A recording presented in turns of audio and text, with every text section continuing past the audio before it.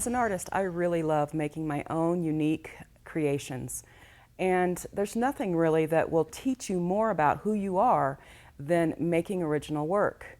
Art is simply a mass of questions that we answer each time we go into our studio. I wonder if, how could I possibly, or can I make this happen? One of the best ways that I know of to speed up your growth as an artist is to work in a series. Working in a series simply means that you eliminate a whole bunch of the questions that are out there and really hone in on just a few. So if you're trying to learn a technique or trying to understand how contrast works or how value works, those sorts of ideas, if you pull together a small selection of techniques and a small selection of problems, if you will, that you want to answer while you're creating and working in your studio, that's how a series is formed. One of the things that we do when we work in a series is we basically map out parameters. We say that our quilts are all going to be about this size, they're all going to use, this particular technique, and while I'm doing this series, I'm striving to learn whatever. I'm currently working in 5 or 6 different series. I really like series work because it allows me that opportunity to really thoroughly explore an idea. And one of the series that I'm working in is a series that I'm calling Art Every Day. And that's what it is. I'm trying to make a small piece of art for this series every single day. I'm also making other art during the month, but this is something I try to do every single morning, and then I blog about it. So I'm not just making the art, I'm also reminding myself and talking about the art. When we work in a series, we get to tackle these questions, and when we have the answers, that series is done, and it's wonderful, and we can move on to some new idea or explore new avenues. This particular series, this Art Every Day, each piece is 9 inches by 11 inches, so it's very small. But I'm trying to pack a lot of information into that 9 inches by 11 inches. One of the things I decided is that for me the parameters would be that I would only work for about an hour to an hour and a half on each piece, which isn't very long. And it has to be done during that time. So I use this batting that I've done, it's called dye painted batting, that allows me to have that batting edge show, and I don't have to worry about finishing the edges of my pieces. So that makes it a lot quicker to get it done too. Then one of my parameters is no piecing. So I'm doing a lot of laying things on top of the batting and then stitching, a lot of stitching. Because what I really wanted to understand when I was playing with these pieces is how quilting affects the quilt. I'm always talking to my students about how important that is, and I really wanted to explore that. I'm also not using any commercial fabrics. All the fabrics that I'm using are fabrics that I've created. And you can do the same sort of thing. You can choose what parameters you want to work in around what it is you want to learn. So if we look at these pieces and look at them from the viewpoint that we're trying to understand how the quilting is affecting the surface, it's really kind of clear, and it's kind of cool to be able to see in such a small piece of work how the quilting looks on the surface and how it works with the fabric choices, the color choices, the value choices, and how important that quilting choice is. So if we start here, this piece has high contrast in the colors. Black and white, that's the highest contrast there can be. And then I brought those colors together by repeating the thread color. They're both stitched with red. And here on the black, I repeated straight line stitching, whereas in the white, I put curves in there. That juxtaposition helps to delineate space. It says, even though we're both quilted with red thread, I'm still white because I'm stitched with curves, and I'm still black because I'm stitched with straight lines. On this piece, I added new color, bold, bold yellow. And what I wanted to do is I wanted to see if I could force that bold yellow to stay in the background by quilting it very heavily. Yellow wants to come forward. But black and white is a high contrast also, and so it would fight with that yellow for the forward position. So I heavily, heavily quilted the background, and I didn't quilt the black and white nearly as heavy. And as you can see, the black and white is staying forward.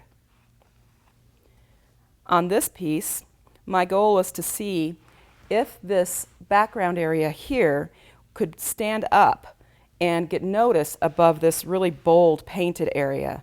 And so I quilted this one much less. Some lines in the background, but just around the circles. And then this has absolutely no quilting in it at all, and then our background is heavily quilted. When I was finished, the piece wasn't very interesting and it didn't really prove the things I wanted to prove. So I came in with some contrasting thread and added these circles here and here. And once those were added, it drew the eye back into the center. On this piece, I wanted to see whether or not I could make these red squares, which are all thread, if I could make them stand out and above the black and white. Again, black and white's a really high contrast, so it draws the eye there. So I decided that if I stippled the background here and made it very, very simple, that it would draw your eye to the red. I think it's sort of successful, but not as much as I wanted it to be. Another strong black and white.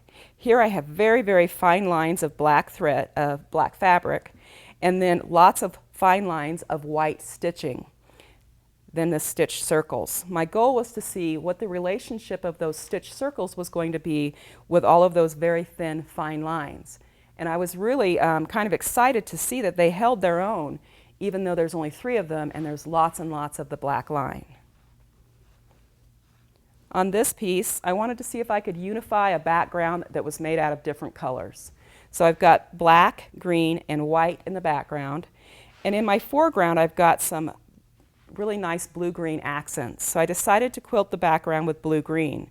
And I simply wanted to make sure that I could force that whole entire background to sit in the background, which I think I was very successful in doing. And I'm not sure if it's because of the blue thread or if it's because it's so heavily quilted, and it's quilted with a continual line that crosses over the sections where they join. On this piece, which is mostly black and the rest of them have been mostly white, I wanted to know how that black was going to affect our black and white. And I really like it with a black background better than the white background. It really allows that black and white to pop off that surface. It also, because the contrast was already there, allowed me to put more decorative quilting in the background. And when it comes down to it, quilting's my favorite thing. So anytime I have that opportunity to put something a little spicier in the background when I'm quilting, it's a lot more fun. So I really like the way this piece turned out. On this one, I wanted to play with that negative space again, and our positive space here with the flower coming forward. I put it on top of the red bar. I could have put it over here and I could have put it farther over here, but I wanted to see how well the red pushed it up, and I think it did a really good job. And this one's quite similar. Here I've got a background that's the black and white again, and it's a mixed all white and then black and white. And again, I wanted to see how I could push up this leaf. And by putting this red underneath there that mimicked the edge of the batting, it really helped that leaf show. Then I added leaves in the quilting, mostly because it's fun, but also because I wanted to heavily quilt those areas and push them back.